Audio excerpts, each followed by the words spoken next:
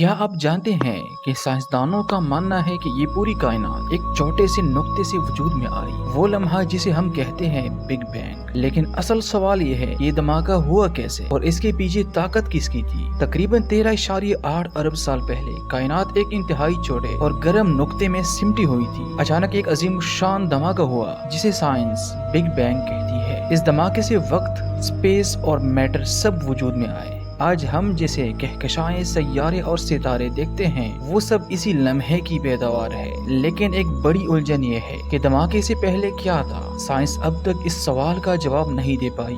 کچھ کہتے ہیں کچھ نہیں تھا، لیکن کیا یہ ممکن ہے کہ کچھ نہ ہونے سے اتنی عظیم کائنات پیدا ہو جائے؟ قرآن میں اللہ تعالیٰ نے فرمایا 1400 سال پہلے، کیا کافر نہیں دیکھتے کہ آسمان اور زمین جڑے ہوئے تھے، پھر ہم نے ان کو الگ کر دیا۔ یہ آیت بالکل بگ بینگ کی طرف اشارہ کرتی ہے کہ زمین اور آسمان ایک تھے، پھر رب نے انہیں الگ کیا۔ مزید فرمایا، اور آسمان کو ہم نے اپنے ہاتھوں سے بنایا اور ہم ہی اسے پھیلا رہے ہیں۔ یہ بالکل وہی ہے جو سائنس آج ڈارک انرجی اور کائنات کے پھیلنے کے بارے میں کہتی ہے۔ سائنس بگ بینگ کو ایک حادثہ کہتی ہے، لیکن کوئی بھی حادثہ بغیر وجہ کے نہیں ہوتا۔